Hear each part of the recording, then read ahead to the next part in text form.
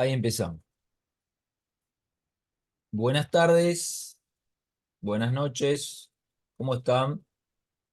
Damos por comenzada la clase relativa a la unidad número 5. Eh, Antes de comenzar con el desarrollo de la clase, quisiera hacer dos comentarios. Eh, Quisiera hacer dos comentarios. Primero, el próximo miércoles 2 de octubre, tal como hemos informado en el comienzo de las clases y está en el cronograma incorporado al Hola, programa, empezó. eh, está pautada, está pautado el desarrollo del examen parcial, ¿sí? El examen parcial se va a desarrollar en cada comisión, ¿sí? Eh, de manera online, es decir, van a ingresar, cada uno tendrá que tener su dispositivo para ingresar, se va a abrir un formulario Google con 10 preguntas, con múltiples choice, y tendrán entre 20 a 25 minutos para desarrollar eh, el examen, ¿sí? Así que, bueno, les pedimos por favor que concurran ese día con disponibilidad tecnológica como para poder acceder, ¿no es cierto?, al aula virtual y desarrollar el examen parcial. Bien, de ahí automáticamente va a tirar una nota y en teoría tenemos también programado el recuperatorio para la semana siguiente, ¿sí?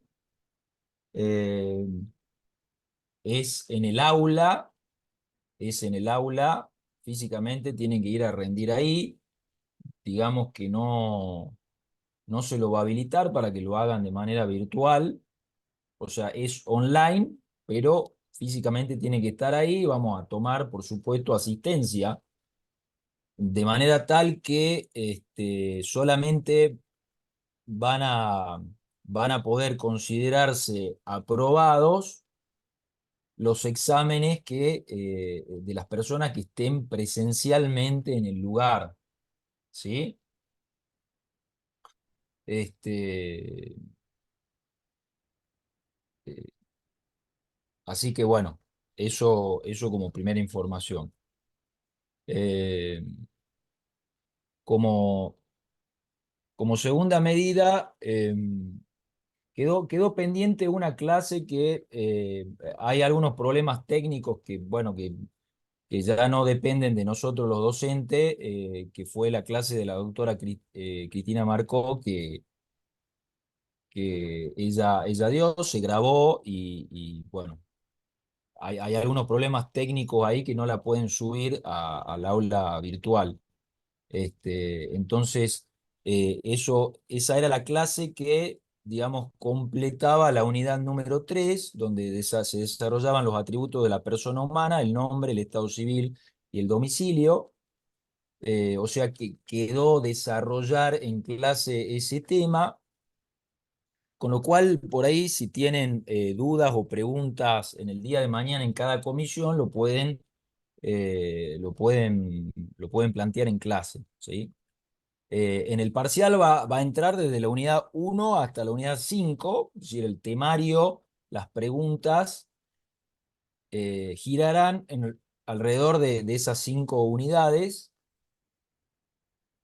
este, y terminado el examen parcial, se continúa con el desarrollo de, este, de la, de la siguiente unidad para no retrasarnos más, ¿sí? ¿Alguna pregunta que quieran hacer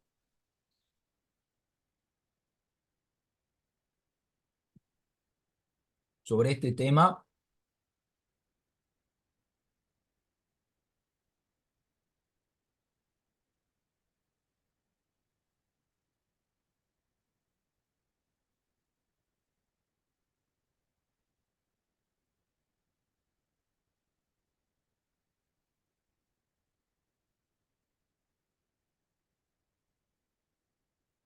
Bueno, eh, se aprueba con 4, con 40, ¿no? Eso está en el reglamento.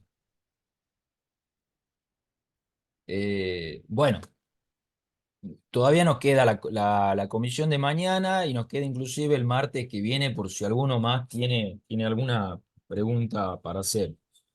Eh, pasamos a, al desarrollo, antes de ingresar al desarrollo de la unidad número 5 que tiene que ver con la restricción de la capacidad, me gustaría hacer un pequeño un pequeño señalamiento acerca de un tema puntual que no quisiera que se confunda, porque justo se ha dado que nosotros hemos estado desarrollando el principio de autonomía progresiva, eh, el principio de capacidad progresiva, ¿no? Que está en el artículo 26 del Código Civil y Comercial de la Nación y que viene en consonancia con lo que es el artículo 5 de la Convención Internacional sobre los Derechos del Niño, ¿no? Esta idea de que la responsabilidad parental, ¿no es cierto? Digamos, progresivamente se va como reduciendo y dándole mayor espacio, mayor aire, mayor ámbito de ejercicio de sus propios derechos a los niños, niñas y adolescentes en función de su edad y su grado de madurez, ¿sí? Esto a su vez está plasmado en numerosas reglas que la hemos visto tanto en la clase virtual de la semana pasada como en comisión, donde hemos trabajado varias reglas jurídicas que van estableciendo esta capacidad progresiva eh, a través de distintas normas, ¿no? A través de distintas normas que establecen inclusive desde el derecho de todos los niños a ser oídos según su grado de madurez suficiente, hasta inclusive la toma de decisiones por sí mismo, como tiene que ver con los adolescentes a partir de los 16 años en relación a- al cuidado de su propio cuerpo, ¿no? Como lo establece el último párrafo del artículo 26. Esto que tiene que ver derecho civil, con derecho civil y con una ampliación de derechos que va teniendo el sujeto de derecho menor de edad, ¿no? A lo largo del tiempo, no debe confundirse ni tiene nada que ver con la responsabilidad penal que un niño, niña o adolescente pueda tener frente al ámbito del derecho penal, digamos, ¿no? No hay que confundir la capacidad progresiva, que es una institución propia del derecho civil, con,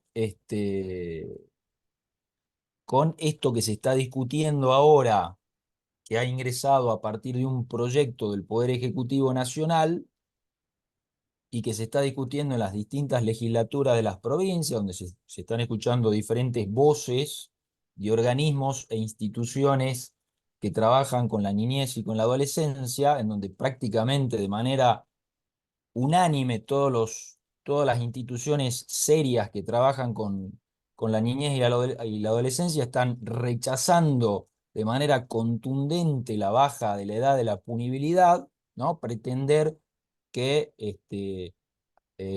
se baje desde 16 años, como es ahora, a 13 años, como pretende el Poder Ejecutivo, ¿sí? Hay un rechazo absoluto, ¿no? Con una serie de argumentos jurídicos que no vienen al caso porque en todo caso lo van a trabajar en derecho penal, pero básicamente tiene que ver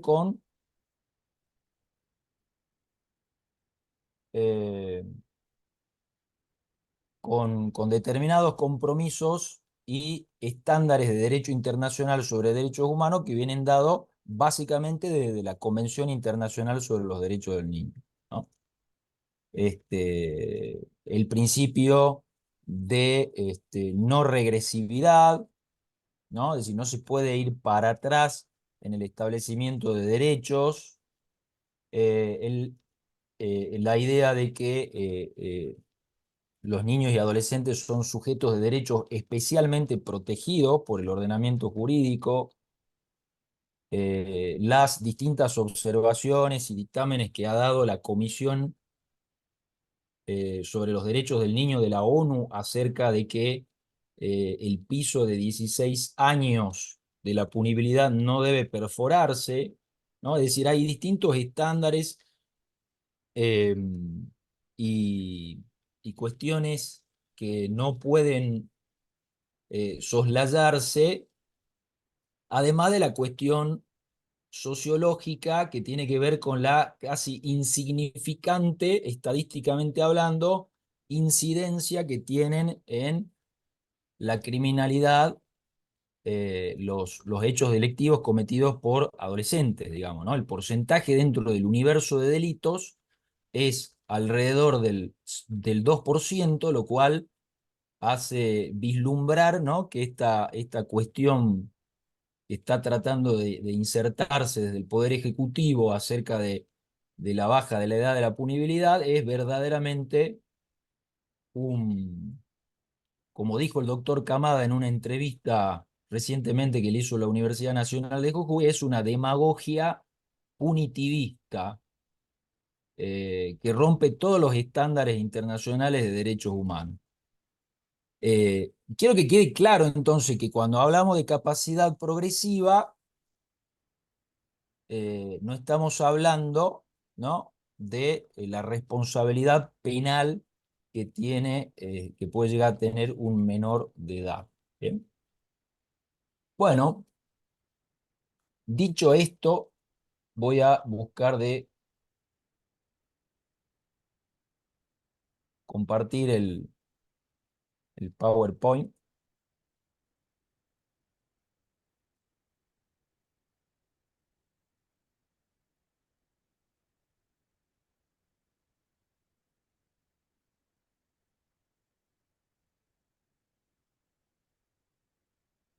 A ver, vuelvo con una pregunta que me están haciendo acá. Las preguntas son de respuesta única o de varias opciones.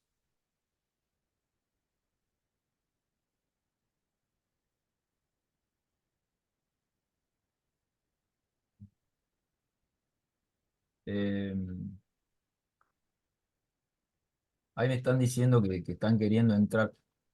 ¿Saben qué? Tengo un problema técnico. Ahí me parece que estoy haciendo ingresar a lo que faltaban, pero bueno, tengo configurado el Zoom en inglés y eso la verdad que me complica la vida. Si alguien me puede tirar letras acerca de cómo configurarlo en español, me va a venir bien. Eh,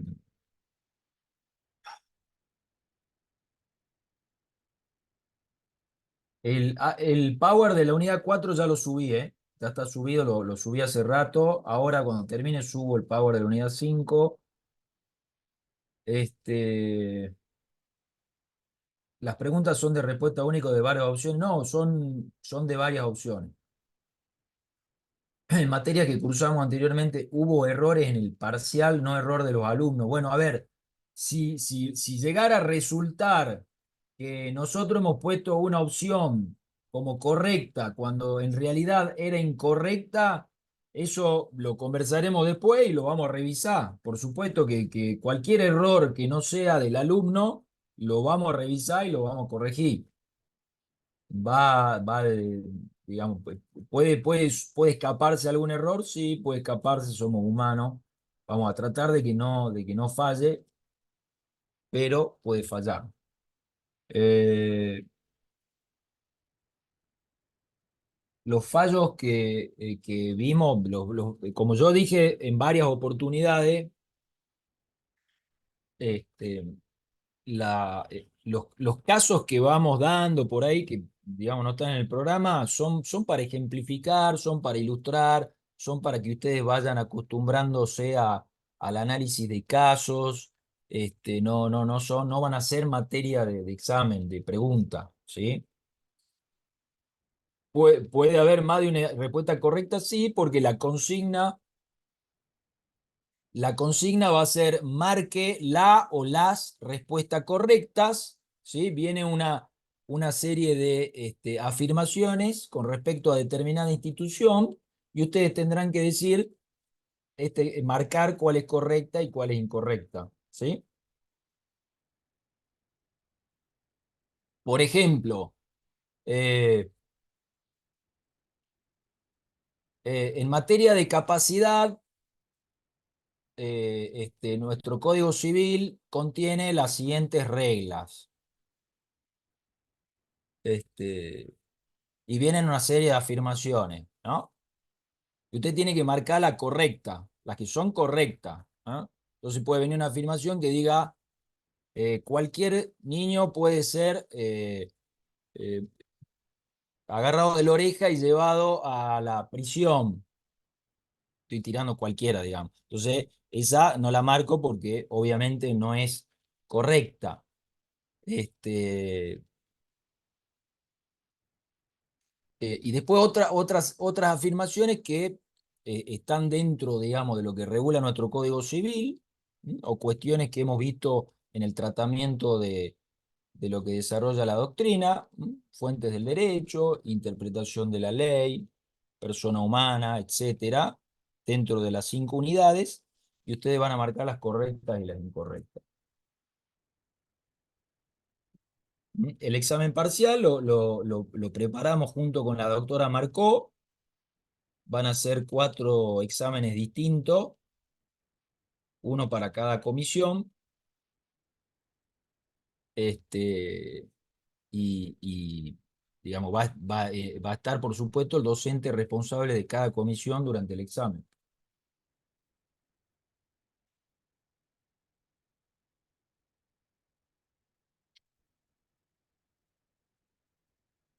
Bueno, a ver, vamos al desarrollo de la unidad, porque si no, no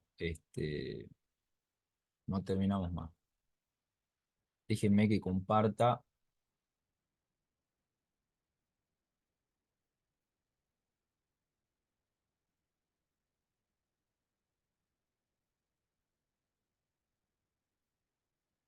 Segundo.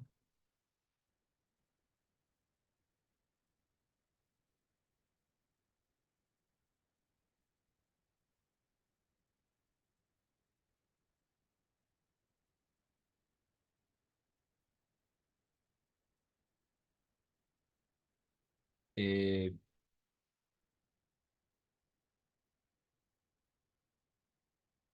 Ahí se ve bien, ahí se está viendo como suele compartirse, ¿sí? Bien, perfecto. Ok.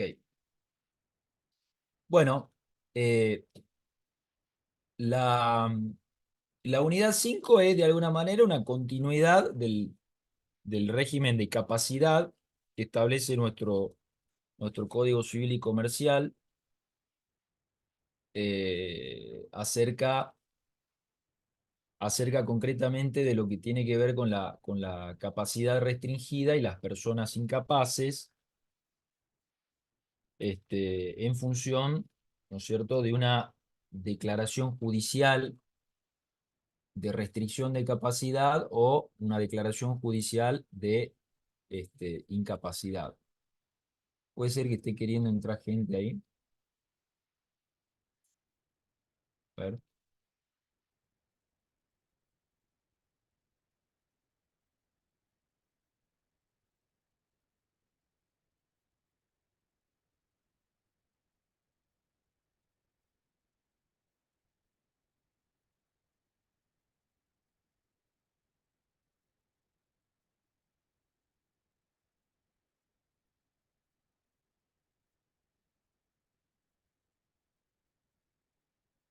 Presione add.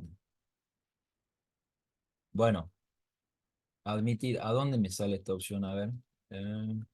Admitir. Ahí está. Pero para no ir admitiendo uno por uno, no tengo la opción. Recién me aparecía admitir todo. Eh,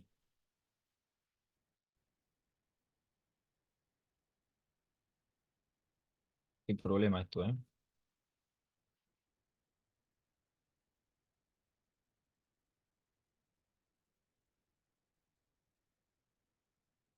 Bueno, ahí creo que está.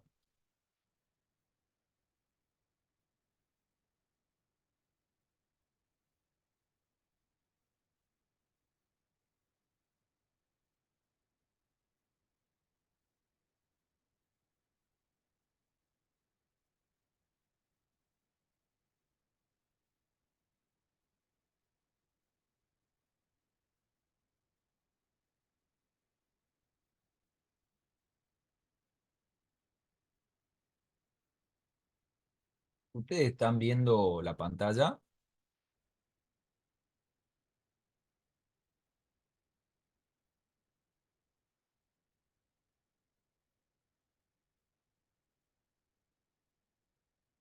Mm, eh, eh, no puedo volver al... están, digo, perdón, ¿están viendo el PowerPoint? Ahí está. Sí, ¿no? Sí lo ven. Bueno, ahí volví, ahí volví. Perdón, perdón estas interrupciones. Bueno, me salgo del chat.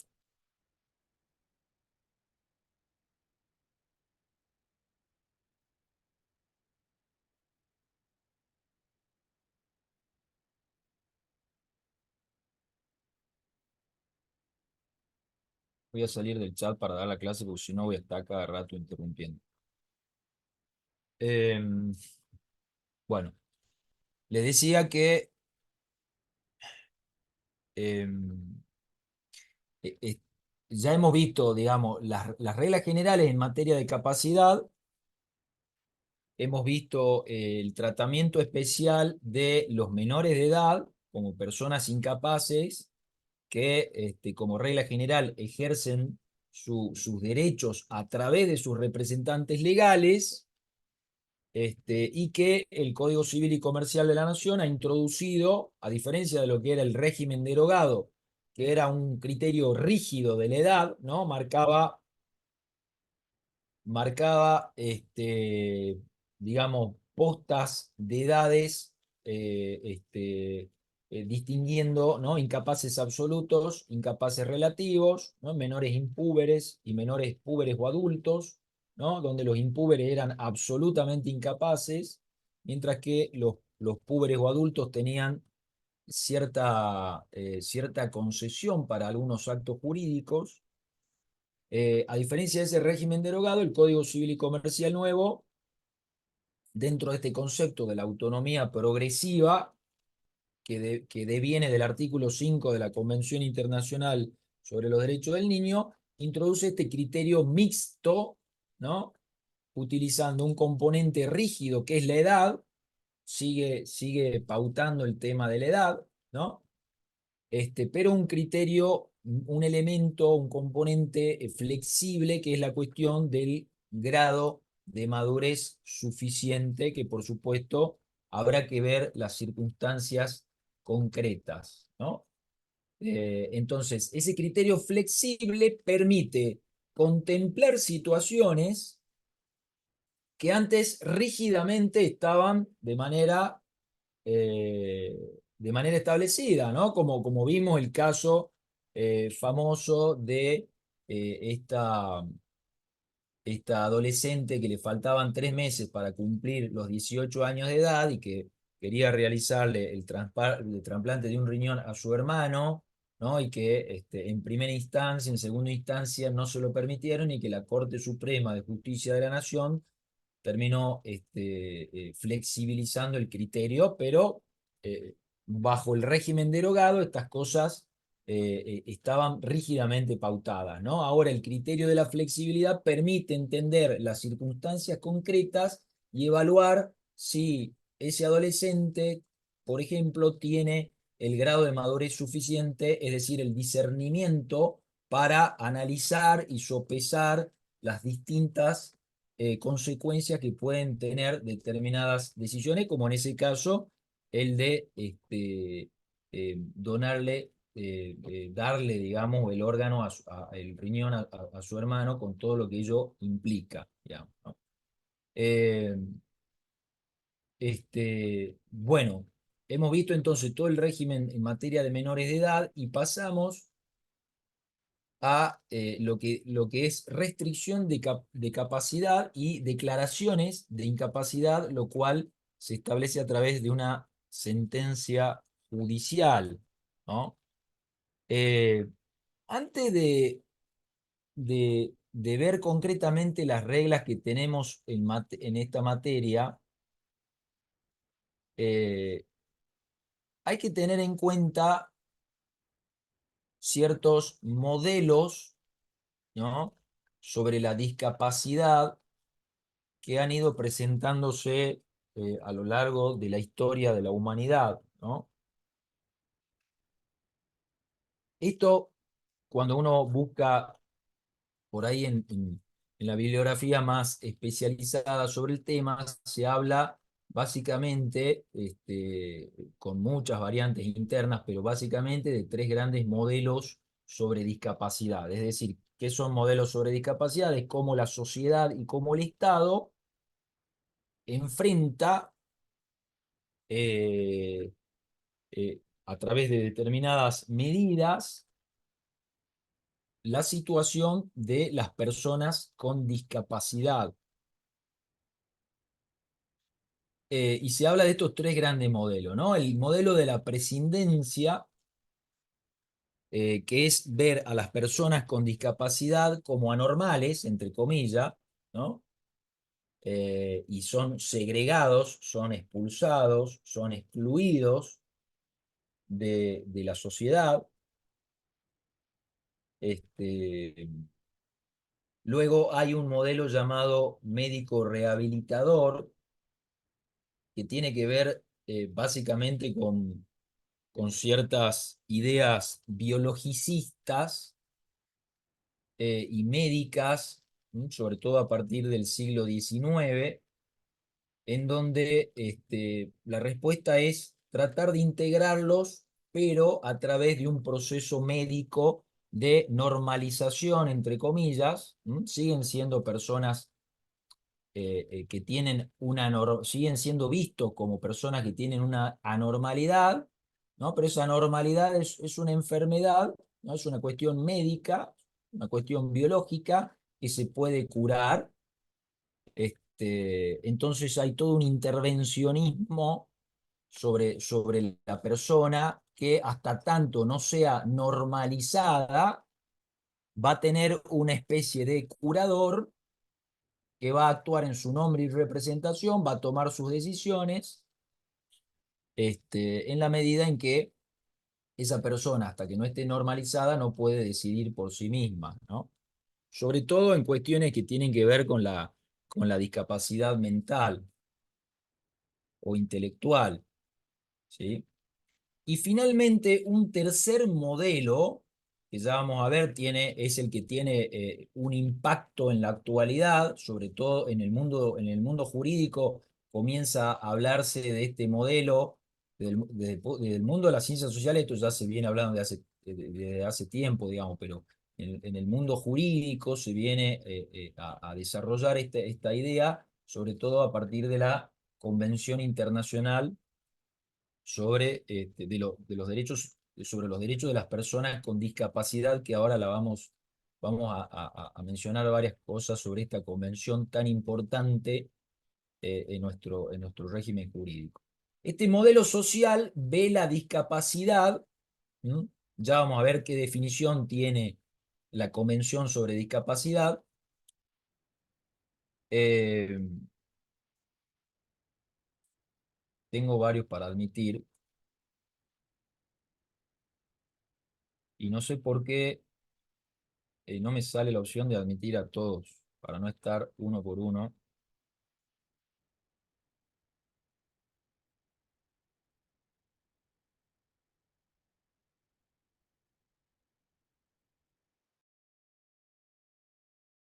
Eh,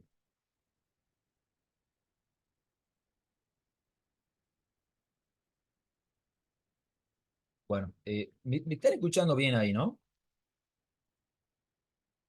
¿Vamos bien?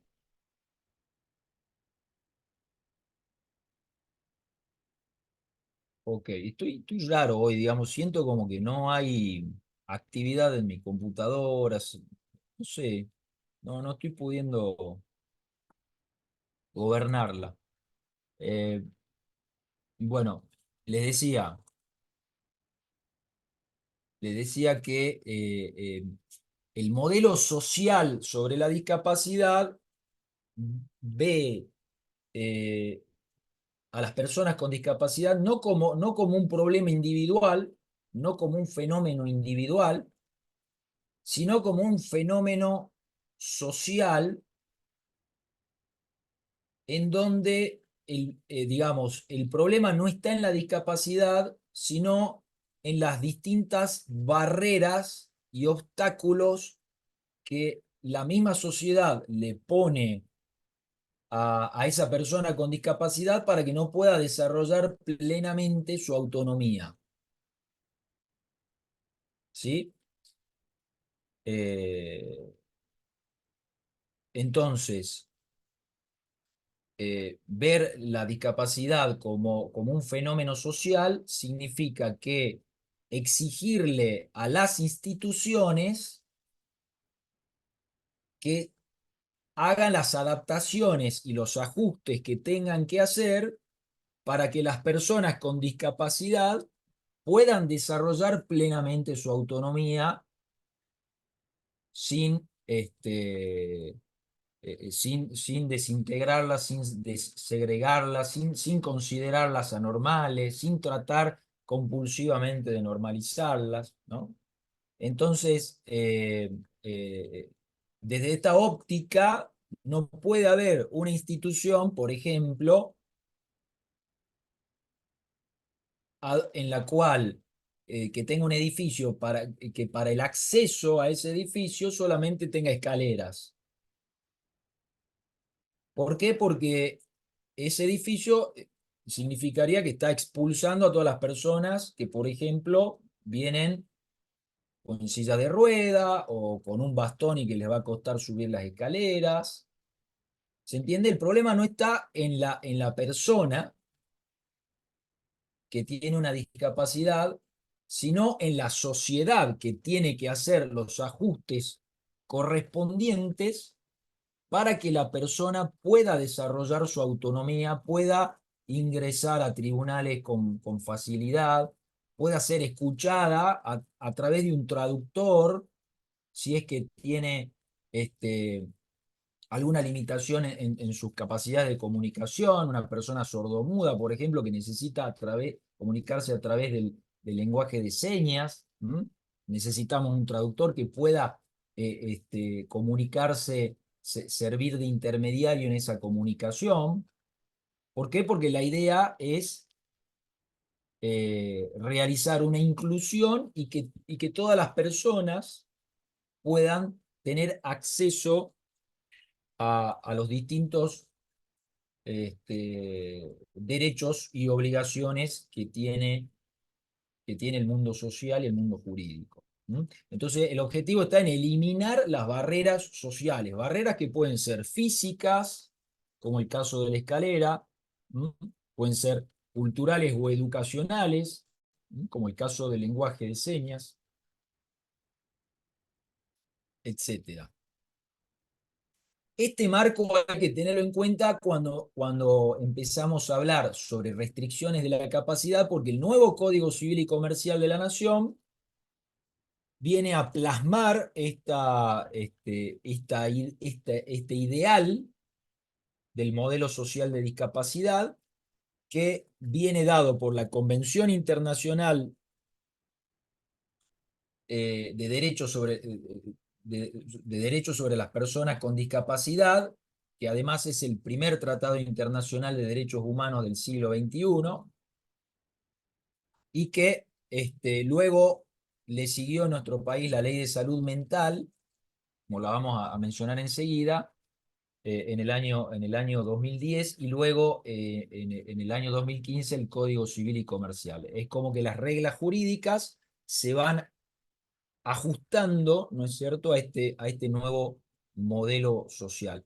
¿Esto significa que los otros modelos ya no existen más en nuestra sociedad? No, como sostienen, ¿no es cierto?, los especialistas sobre el tema, en la vida social, en las prácticas sociales, eh, vemos mezclados estos tres modelos.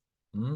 Hay un intento de la sociedad, digamos, en el siglo XXI, de apuntar, ¿no? De establecer como horizonte, como norte, como marco el modelo social de la discapacidad, pero no es menos cierto que todavía en nuestras prácticas cotidianas vemos residuos, ¿no es cierto?, tanto del modelo de la prescindencia como del modelo médico rehabilitador. En ese marco, seguimos, ocurre esta evolución de la legislación.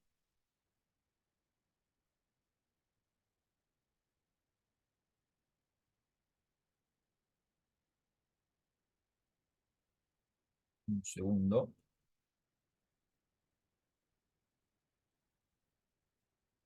No hay una opción que me diga admitir a todos y ya no estar cargando a cada rato. Bueno, hay una evolución de la legislación, como veníamos diciendo, que arrastra desde el Código Civil de Vélez, ¿no?, que establecía básicamente, tenía un tratamiento en considerar a las personas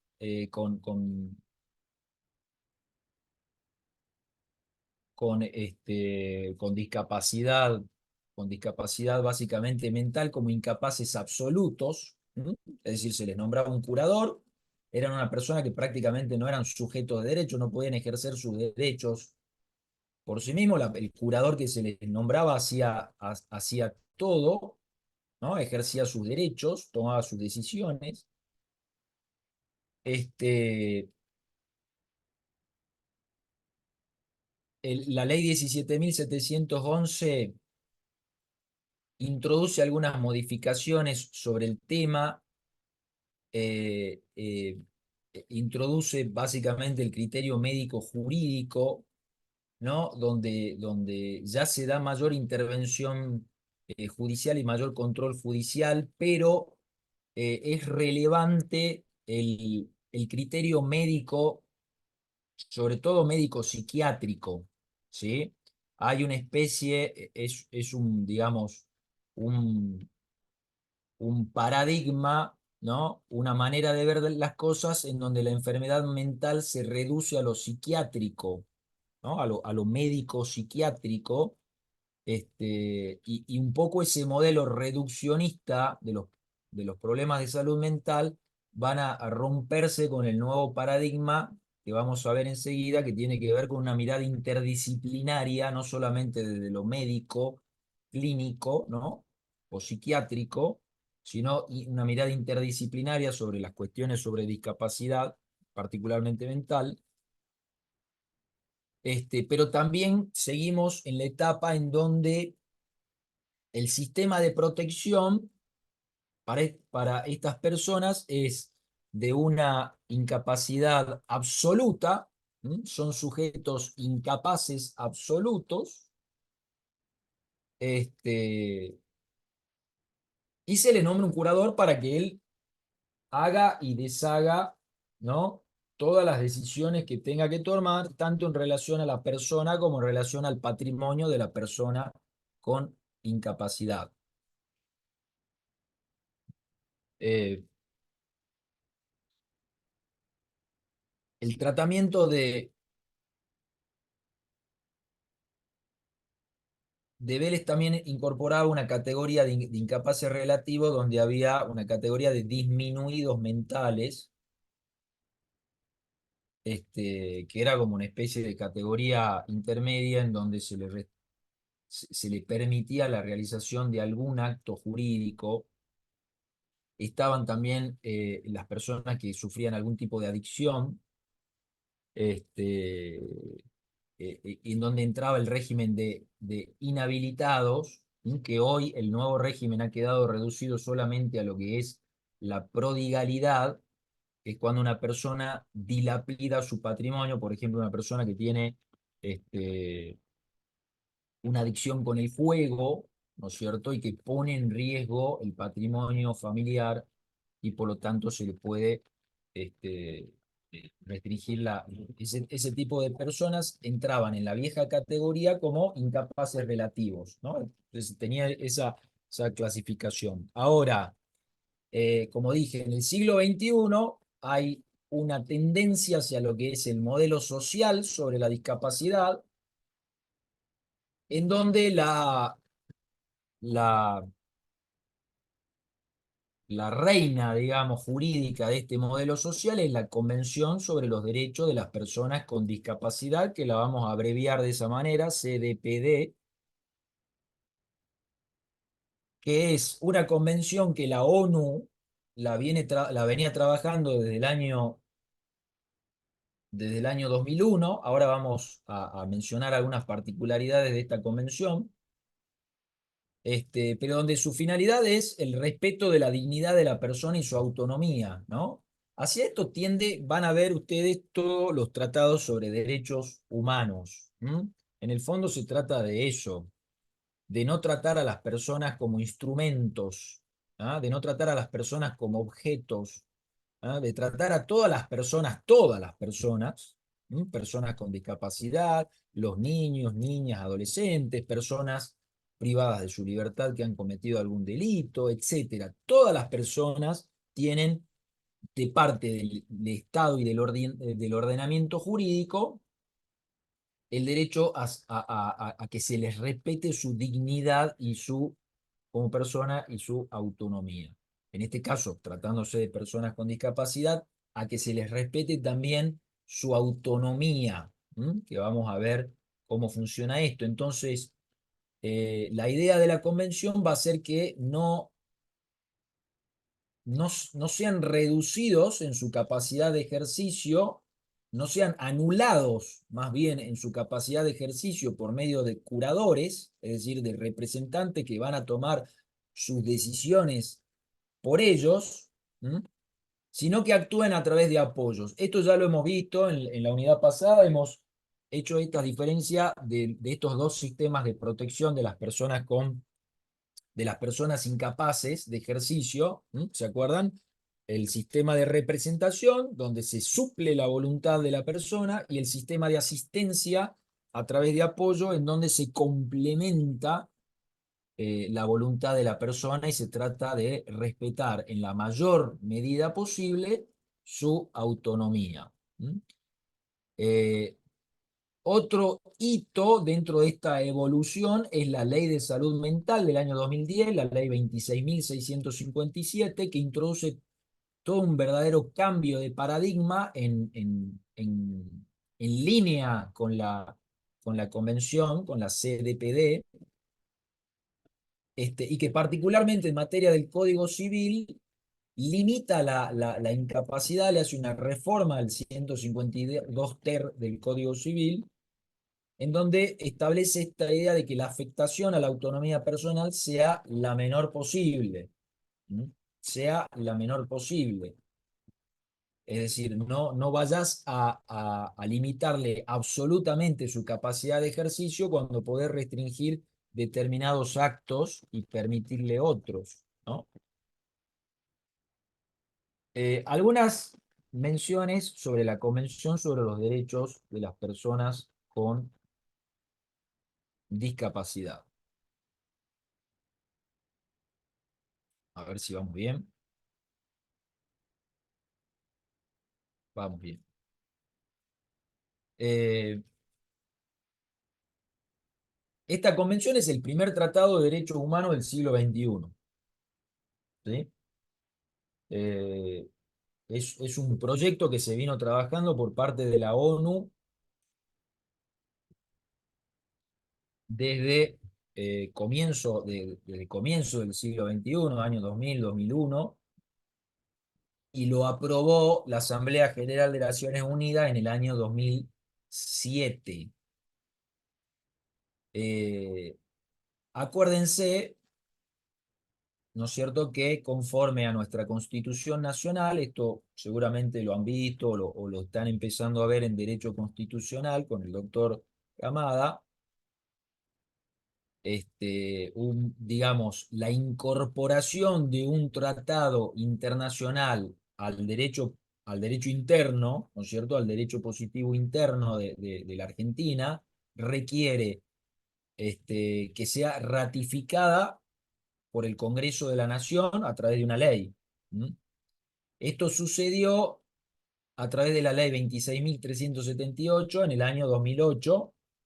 A partir de ese momento, esta convención tiene vigencia jurídica, es parte del derecho positivo argentino, y dentro de hasta ahí, digamos, después vamos a pasar a lo que es el 2014 y la jerarquía constitucional, pero hasta ahí, dentro de la pirámide jurídica, les pregunto, ¿qué lugar ocupa una convención internacional de derechos humanos? Hasta ahí, hasta el año 2008, ¿qué lugar ocupaba? A ver si, a ver si estamos este, estudiando y leyendo el material, digamos, ¿no? Esto remite a las fuentes del derecho, a la jerarquía de las fuentes formales.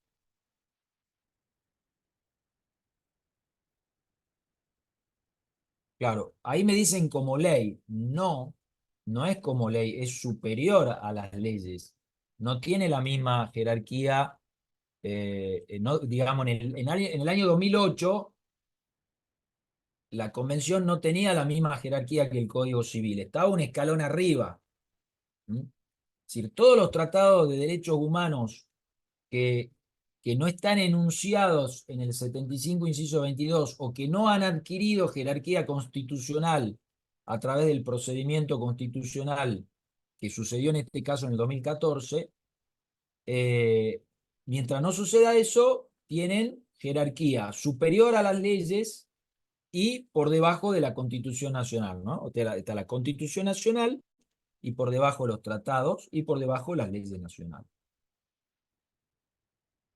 Esta interpretación además viene de antes de la Constitución Nacional con el fallo Egmedian, y a partir digamos, de la reforma del año 94, esto queda absolutamente claro. ¿Mm?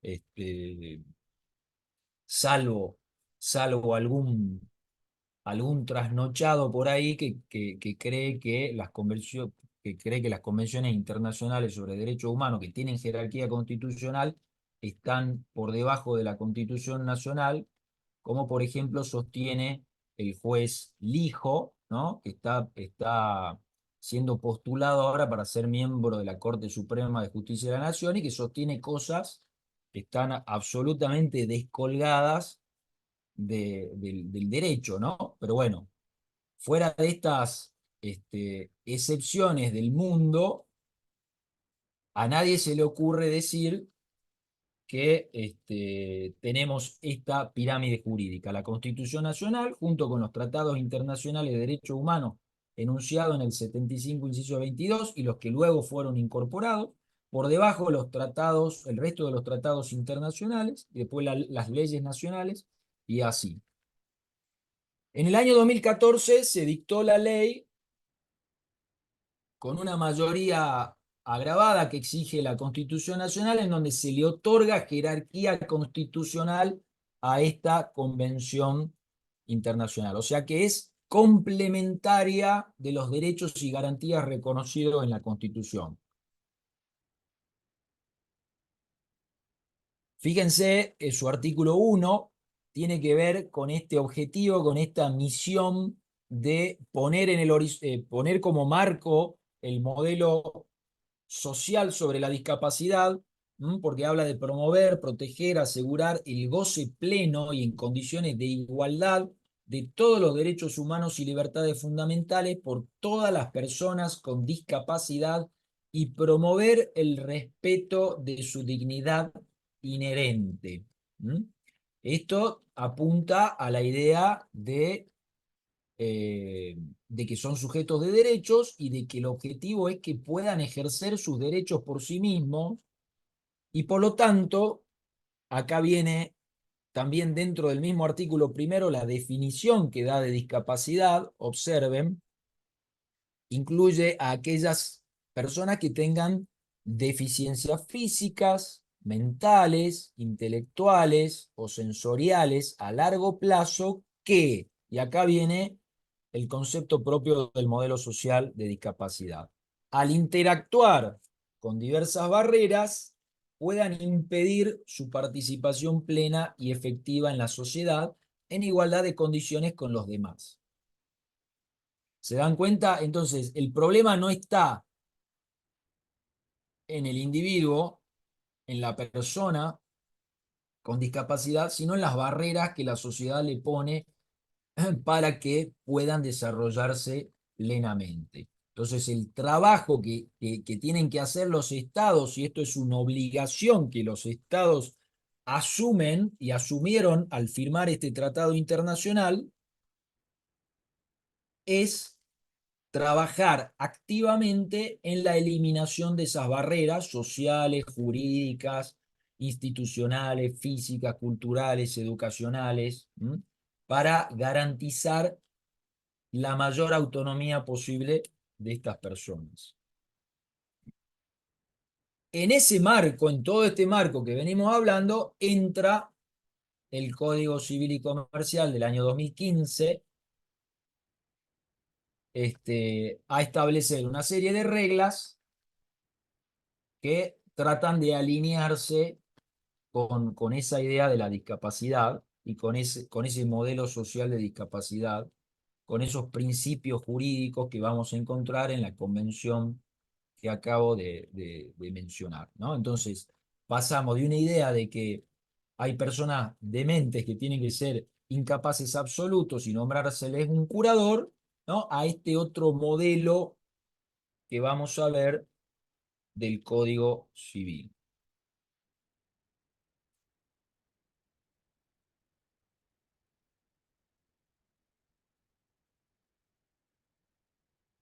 Bueno,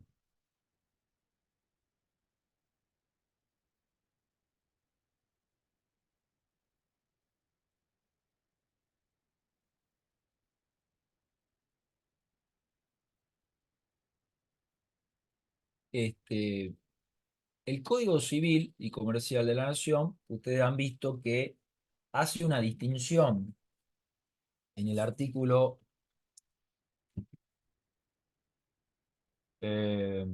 24,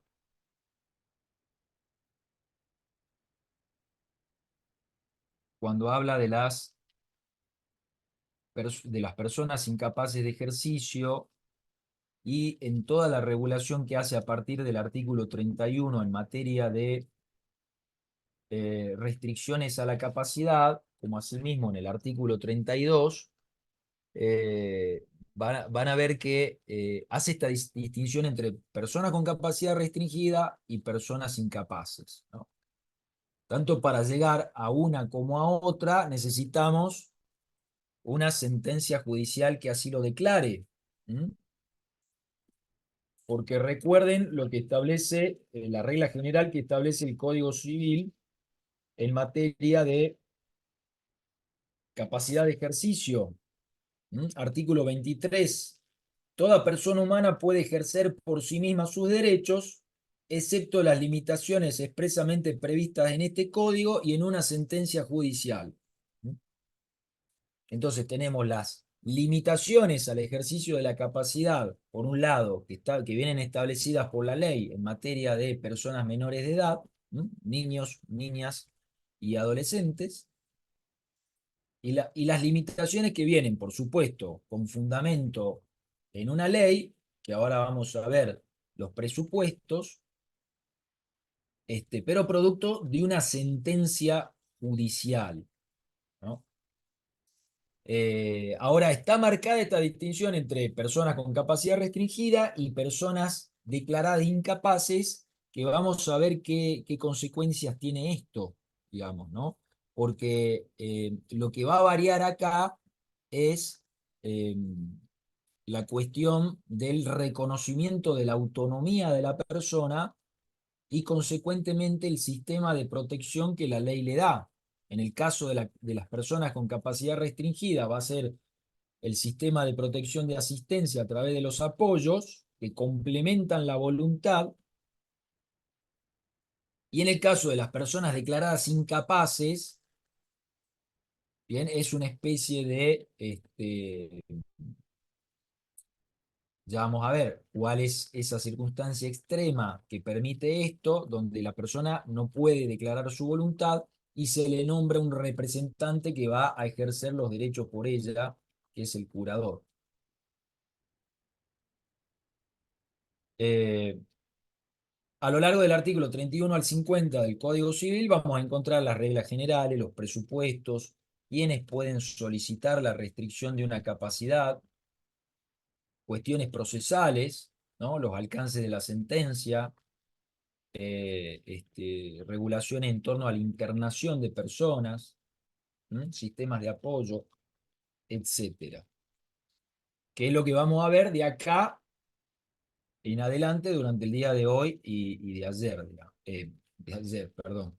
Ya llego a esta hora y la verdad empiezo a tener problemas con el tiempo, ¿no?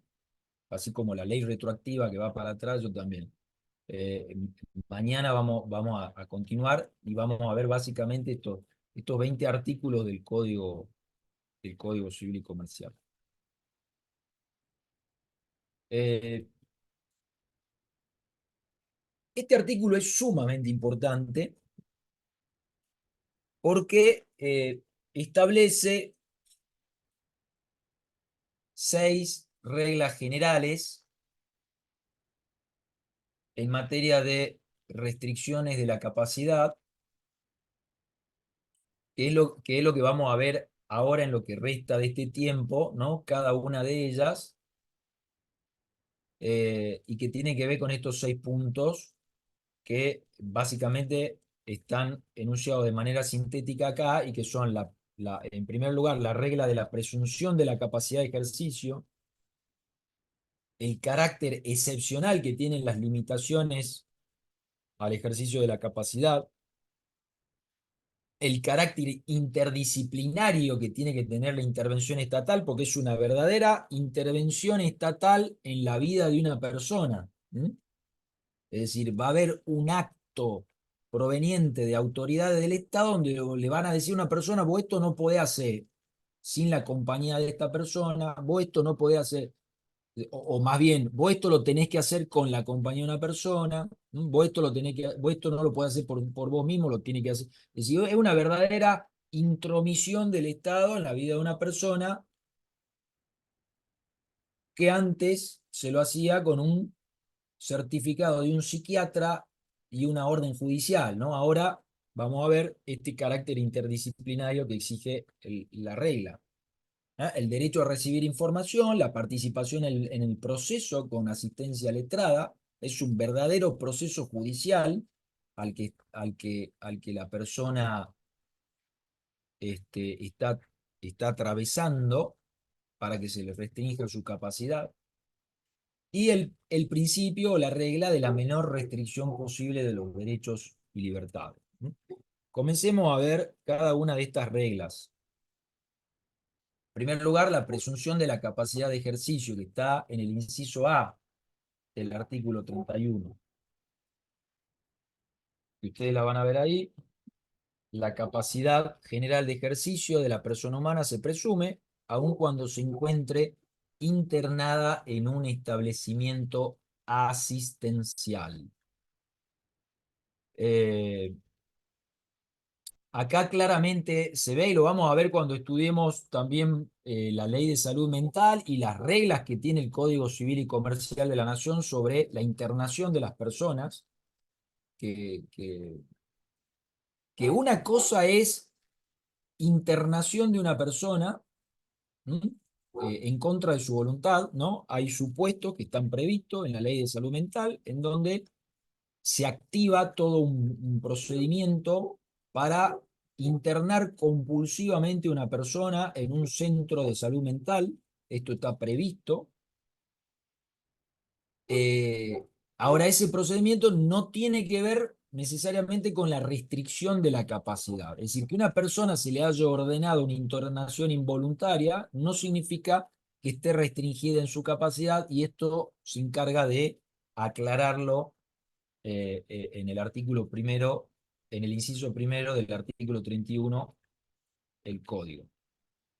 Esto, bueno, por supuesto viene en consonancia con la Convención sobre los Derechos de las Personas con Discapacidad, artículo 12,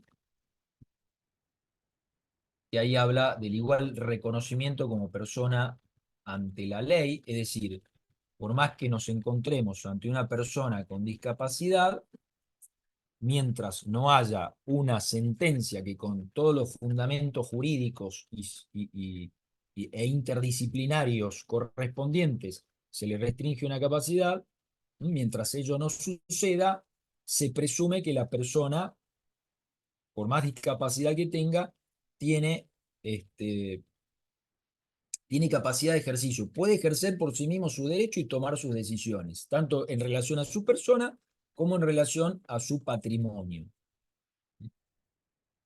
como regla general. Después podremos encontrar casos en donde a una persona no se le ha restringido su capacidad, es víctima de un aprovechamiento por parte de un tercero, celebra un acto jurídico que perjudica sus derechos, que es ostensible, ¿ah? Y que aún así, a pesar de que no haya una declaración judicial, a pesar de que no haya una sentencia que está inscripta, como vamos a ver ya mañana, aún así se puede plantear una nulidad de ese acto jurídico en función de esas circunstancias. Pero como principio y como regla general, hay una presunción de que toda persona puede ejercer por sí misma sus derechos. Eh, las limitaciones a la capacidad son de carácter excepcional y se imponen siempre en beneficio de la persona. Esto es el pro homine, digamos, que tiene que ver con a favor de la persona humana. ¿Eh? No, no, las limitaciones, las restricciones, vos tenés que hacer esto con el apoyo de esta persona, no son para castigar a una persona, no son para estigmatizarla, no son para, con el objetivo de liso y llano de limitarla, sino para protegerla en beneficio de su persona y de sus bienes. Ese es el objetivo del sistema y ese es el objetivo del modelo social de la discapacidad. El objetivo no es castigar, sino cuidar a la persona. Como decía Spinetta, cuida al que tenés al lado. ¿Se acuerdan esa entrevista? Para los que son rockeros. Cuidar al que tenés al lado. Cuidar. Ese es el objetivo del sistema de restricción de capacidad, la protección del patrimonio y de la persona.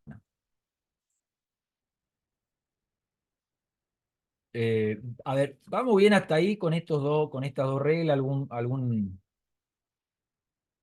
algún comentario.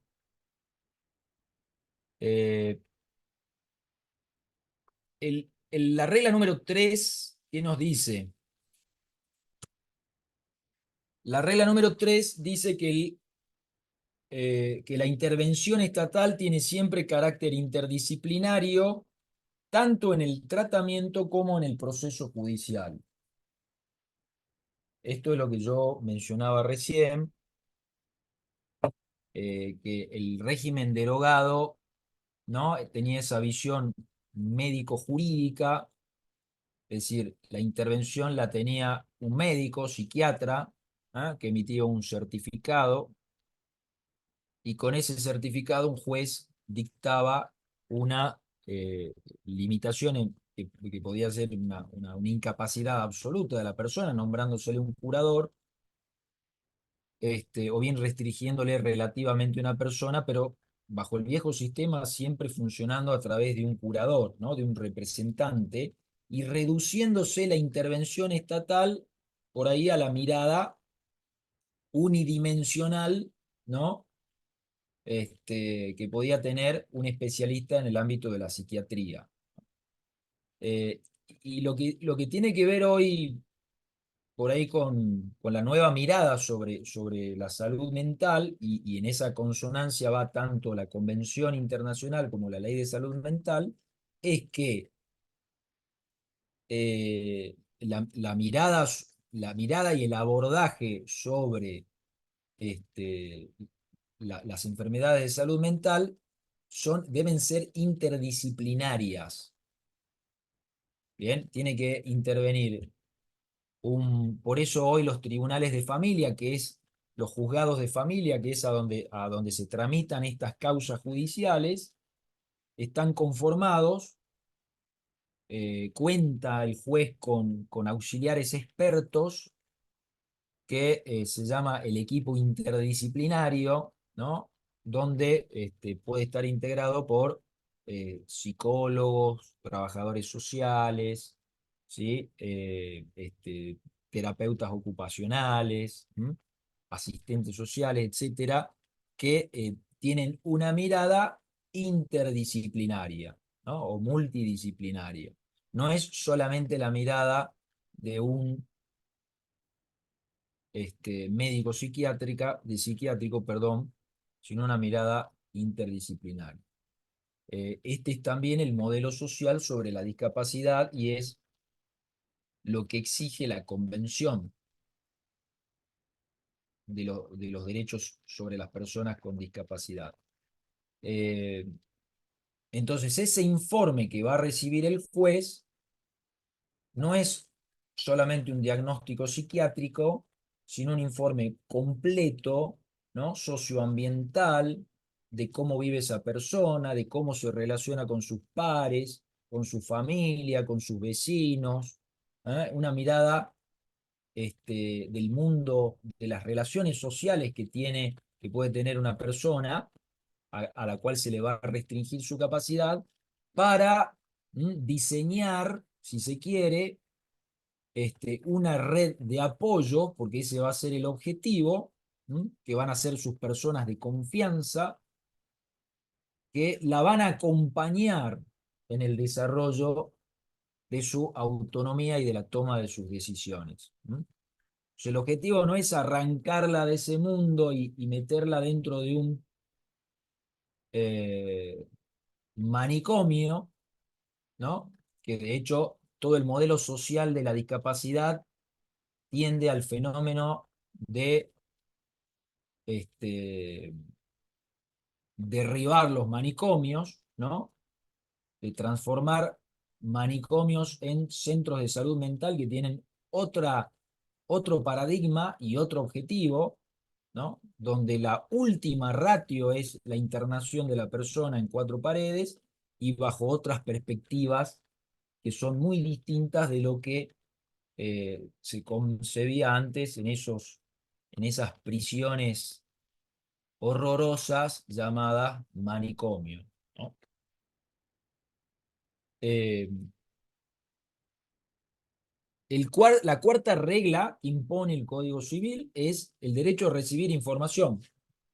La persona tiene derecho a recibir información a través de medios y tecnologías adecuadas para su comprensión, en consonancia con el artículo 9, inciso F de la CDPD. Es decir, esto está exigido también por la Convención. El objetivo es que las dificultades en la comunicación que pueda tener una persona no signifiquen ignorarla.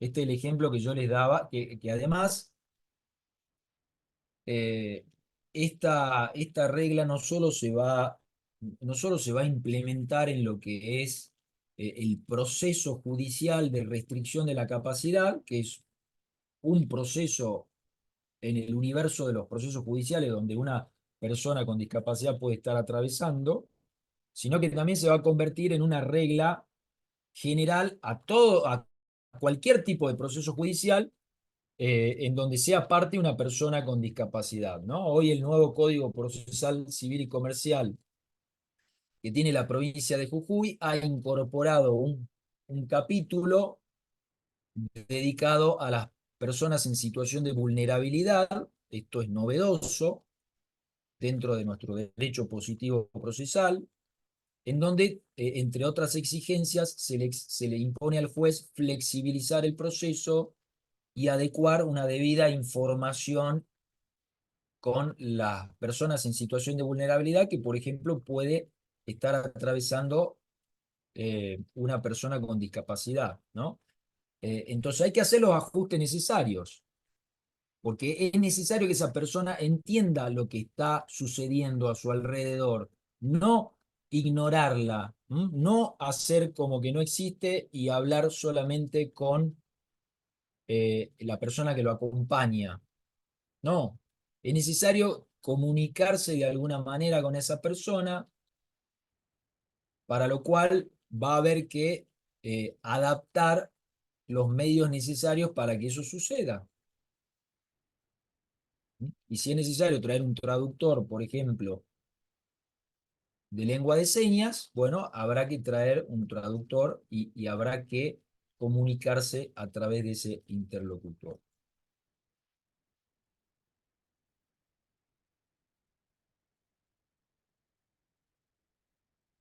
Eh,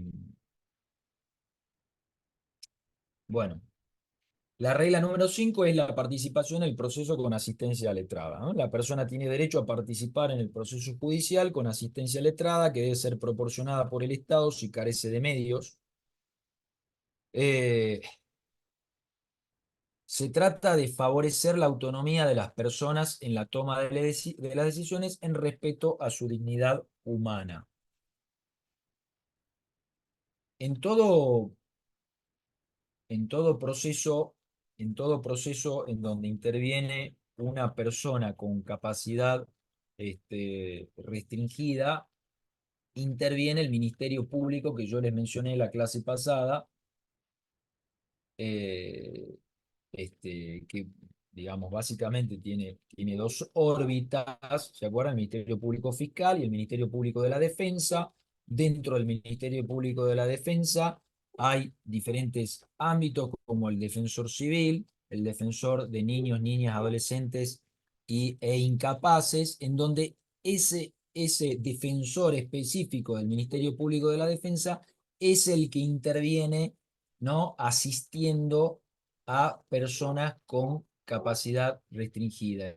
Entonces, el Estado le da su derecho a participar con esta asistencia letrada y el objetivo, ya vamos a ver que en ese proceso judicial la persona tiene legitimación, puede iniciarlo, puede aportar pruebas, puede participar absolutamente sin restricciones en cuanto al ejercicio de su derecho de defensa en juicio, que en definitiva se trata de eso, y de que participe, así como hablábamos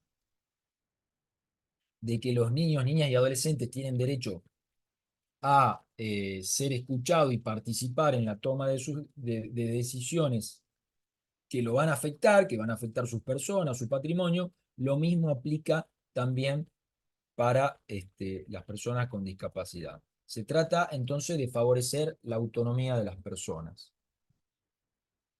Y la regla número 6 y última es la menor restricción posible de los derechos y libertades. ¿Sí? La menor restricción posible de los derechos y libertades. Deben priorizarse las alternativas terapéuticas menos restrictivas de los derechos y libertades.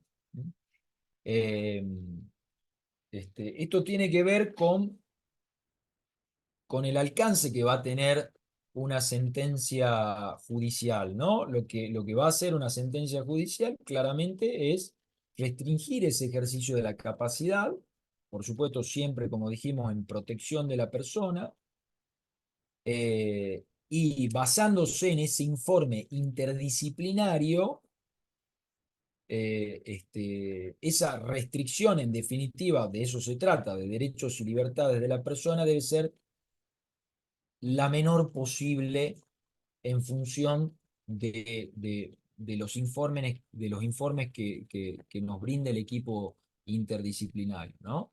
Entonces, sí, este, tendrá que restringirse no todo el universo de actos jurídicos patrimoniales, sino determinado, ¿no? Porque eso, por ejemplo, que la persona digamos, para disponer, no sé, de su inmueble, necesite un apoyo para conformar ese acto jurídico, ¿no? Este, será solamente eso y no el resto de actos jurídicos patrimoniales menores, digamos, ¿no? Es decir, la menor restricción posible de sus derechos y libertades porque se trata siempre de respetar su autonomía. Eh, Esto también está dentro de la ley de salud mental, que habla del derecho a recibir un tratamiento y a ser tratado con las alternativas terapéuticas más convenientes, que menos restrinja sus derechos y libertades, promoviendo la integración familiar, laboral y comunitaria.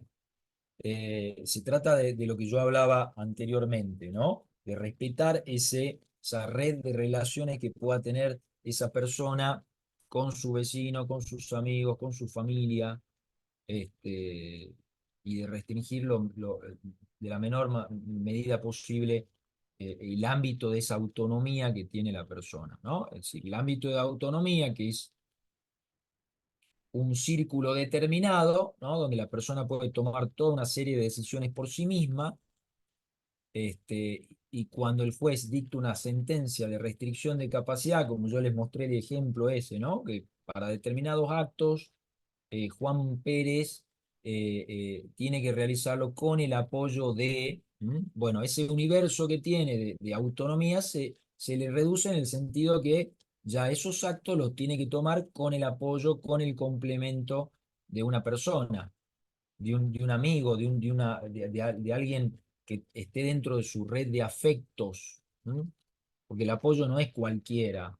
Si bien pueden ser instituciones también, pero en principio se busca siempre dentro de su red cercana de afectos. Este, pero aún así, aún cuando se trate del hermano, de la mamá, del papá, del hijo, aún cuando se trate de una persona sumamente cercana, que uno no ponga de ninguna manera en duda que ese apoyo siempre va a querer actuar en beneficio de él, por el principio de respeto a la dignidad humana, hay que garantizar que la persona pueda tomar sus decisiones por sí mismas. De eso se trata, ese es el centro del sistema. ¿Se entiende?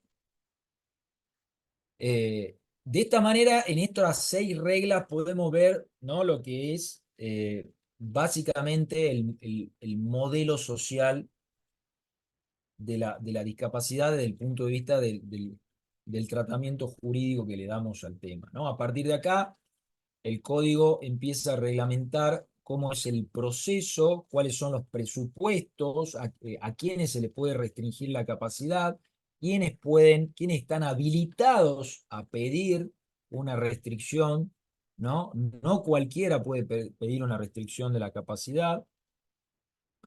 Y esto es lo que vamos a desarrollar ya a partir de mañana, con lo cual en este momento abro un espacio por ahí de diálogo y, y luego cerramos la clase. A ver,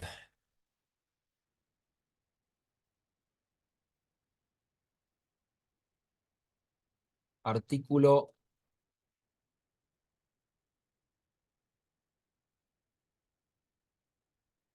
Me piden que suba las clases que faltan al aula virtual. Creo que están subidas todas, ¿eh? Me parece que están subidas todas. Ya lo voy a chequear. De todas formas, yo voy subiendo lo que me van pasando, ¿no? Ojo, ojo con esto, yo no soy el que tiene el enlace, pero a mí a medida que me lo van pasando, yo lo voy subiendo. Pero me parece que están subidas todas. Eh, Estamos hablando de todas las teóricas.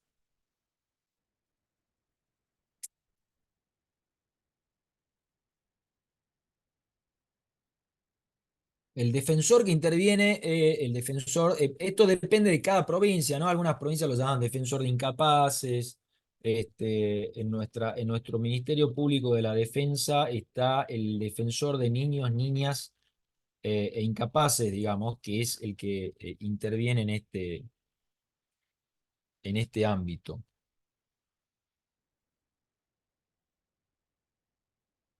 Bueno, si el Estado debe garantizar el tratamiento de una persona con capacidad restringida, estamos hablando de cuestiones de salud pública. Esto, digamos, va de suyo que depende no de, no de, no del Código Civil y Comercial, digamos, sino de políticas de salud pública, y uno va a encontrar en cada puesto de salud un área de salud mental. Esto básicamente es así y con mayor o menor medida, con mayor o menor respuesta, debería estar garantizado a través de las políticas públicas que el Estado debe brindar para garantizar el derecho a la salud de todas las personas, ¿no? Pero esto ya no es una cuestión de derecho civil. Bueno, hay un control judicial. Esto lo vamos a ver mañana cuando veamos. A partir de mañana vamos a ver todo lo que es el proceso de restricción de la capacidad de una persona, ¿m? Que va desde el artículo 33 en adelante. Van a ver, el proceso es bastante claro. Y van a ver que tiene que haber una revisión y un control judicial permanente de la declaración de restricción de capacidad de una persona, ya sea de la restricción de la capacidad o de la declaración de incapacidad. Vamos a ver los presupuestos. Hay una obligación del juez de revisarla cada 3 años, y si no lo hace, hay un deber también del Ministerio Público de instar esa revisión. Pero esto ya lo vamos a ver en materia del proceso.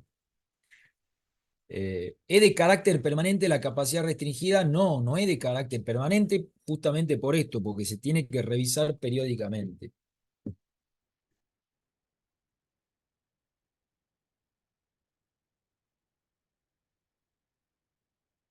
Bueno, em,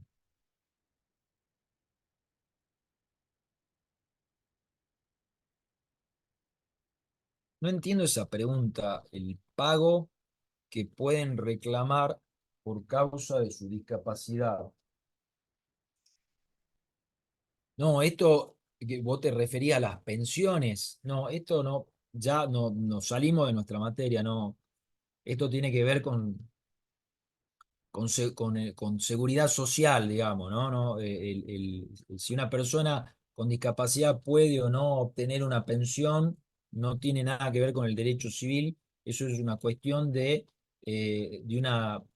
derecho de la seguridad social que tiene que brindar al Estado, el Estado a las personas que tienen cierta contingencia en su vida social, y en la mayor o en la menor medida que lo otorga tiene que ver con políticas públicas. ¿M? Hay políticas públicas de ensanchamiento de los derechos, y hay políticas públicas en donde consideran que el Estado solamente tiene que eh, brindar seguridad y administrar justicia, digamos, ¿no? Eso tiene que ver con concepciones del Estado que no hacen al derecho civil y comercial. Bueno, si hasta acá llegamos,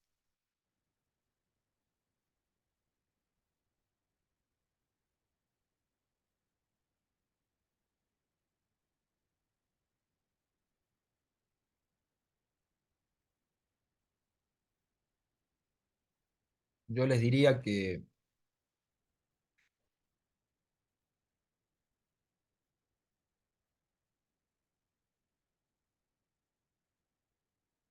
a ver, esperen que se me borró el chat.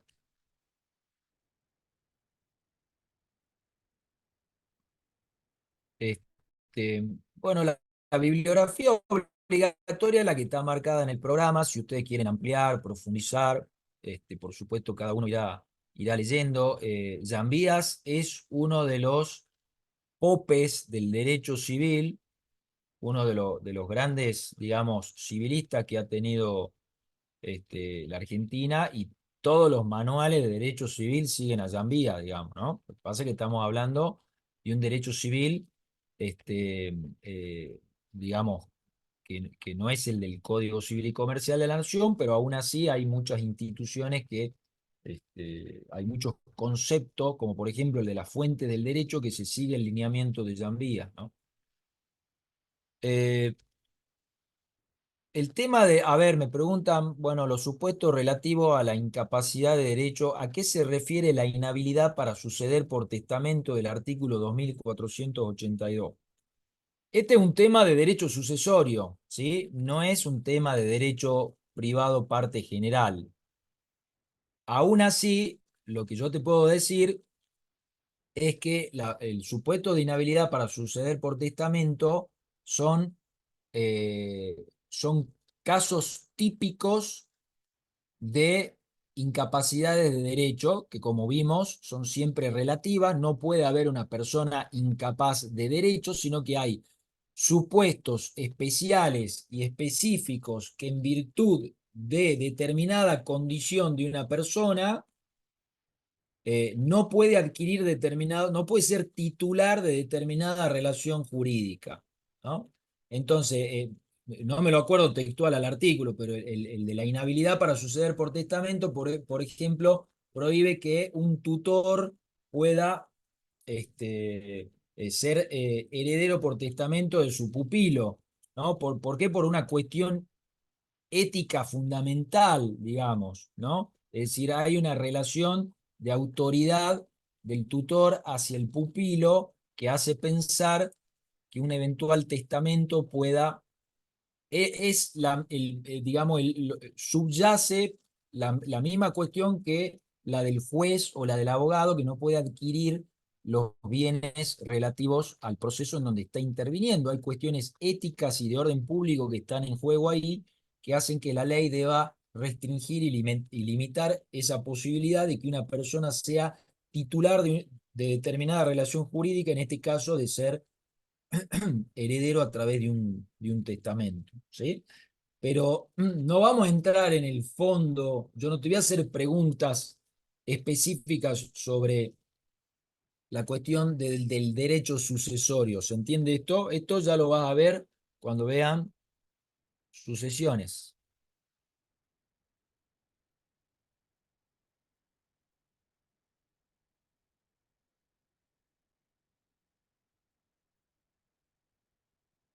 Bueno, ¿estamos? Nos vemos, nos vemos mañana, nos vemos, si no, el martes que viene al resto. Que tengan muy buenas noches. Hasta mañana.